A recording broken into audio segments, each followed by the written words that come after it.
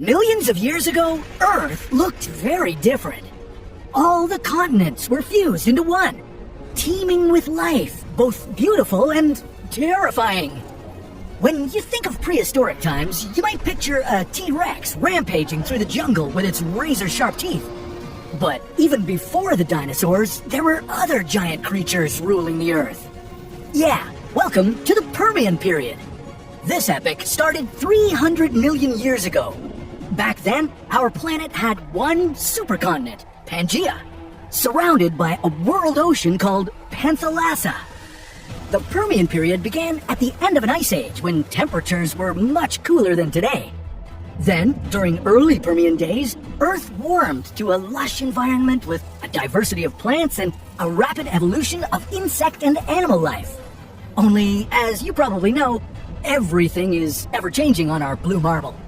Over the next 50 million years, Earth kept growing hotter and drier. Eventually, the most deadly event in the history of our planet wiped out nearly everything that ever lived here.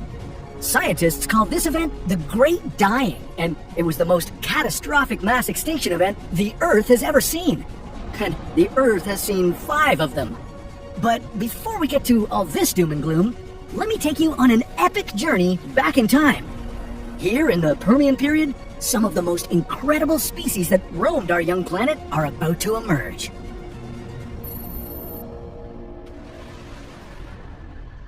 If you could time travel nearly 300 million years into the past, you'd land smack dab in the middle of the supercontinent Pangaea. Earth's smaller continents would have just finished colliding with each other to form this enormous landmass, taking up 1/3 of the planet's surface. There was likely less oxygen in the air than there is now, but you still might be able to breathe. Oh, and bring a jacket, because it would likely be chilly, with some areas averaging no more than a brisk 4 degrees Celsius.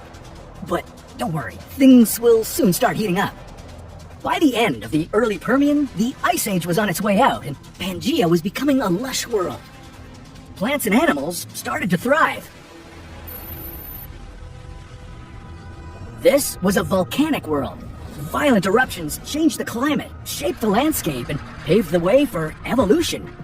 When giant swamp forests began drying out, plant life had to adapt, and so, 290 million years ago, Earth saw the very first seed-bearing plants called gymnosperms. These plants carried seeds on their cones, and they spread across the supercontinent like wildfire.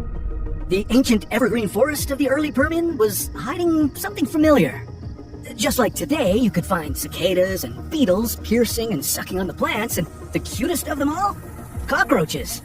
Only, these weren't the cockroaches you know today. These prehistoric vermin were gigantic, the size of birds. But despite their size, cockroaches never ruled prehistoric land, and that's good news, am I right? No, something much more fascinating was roaming Pangaea.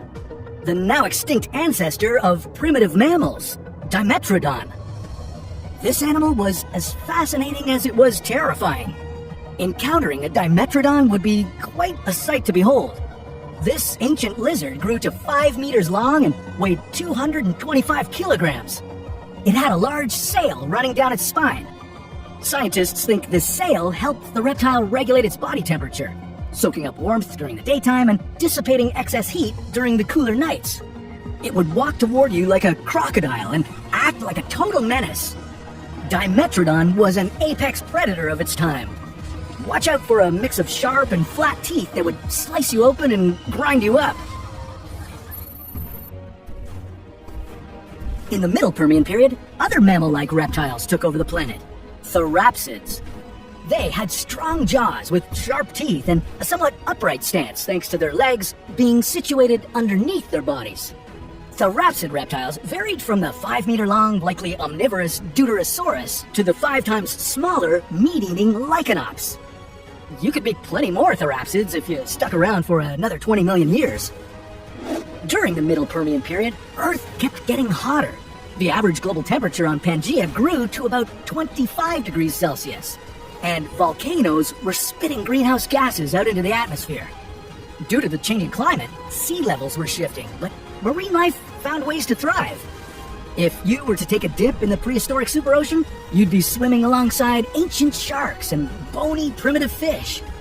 Many more complex marine species came and went as the environment kept changing. In the late Permian period, you could have a friendly encounter with another reptile, Lystrosaurus. These looked like a cross between a lizard and a pig, but unlike all the scary prehistoric monsters out there, Lystrosaurus was a herbivore. It was just 1 meter long and had powerful front legs for burrowing. Soon, another cute mammal-like lizard evolved, the cynodont. The cynodont looked like a giant rodent. It was about 1 meter long, had whiskers, and fed on small animals and insects. Now, during this time, something bad was brewing in the air. A large amount of volcanic activity was displacing oxygen from the atmosphere. Scientists think there was as little as 10% oxygen in the air. Compare that to 21% today. You'd have a hard time breathing in that environment. And the temperature kept rising and rising. With an average temperature of about 28 degrees Celsius, this lush prehistoric world was turning into an oven. All good things must come to an end, and sadly, this period came to a particularly brutal one. About 252 million years ago, about 90% of all plant and animal life was wiped out. This tragic moment is called the Great Dying, and it was Earth's most devastating mass extinction event. Scientists still debate what caused this catastrophic extinction. Most theories suggest it was the result of explosive volcanic activity. As huge volcanic eruptions swept the continent, massive amounts of ash were unleashed into the atmosphere. So much ash that it blocked out most, if not all, of the incoming sunlight. And with no sunlight, global temperatures dropped suddenly.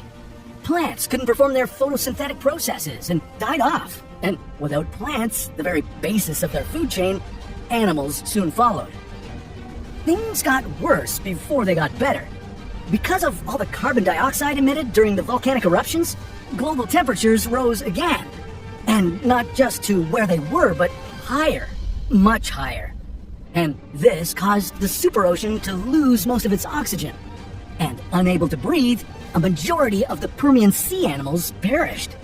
Eventually, over 95% of marine species and more than 70% of land animals became extinct. This mass extinction event could make you sad enough to want to bring back all the animals that have ever gone away.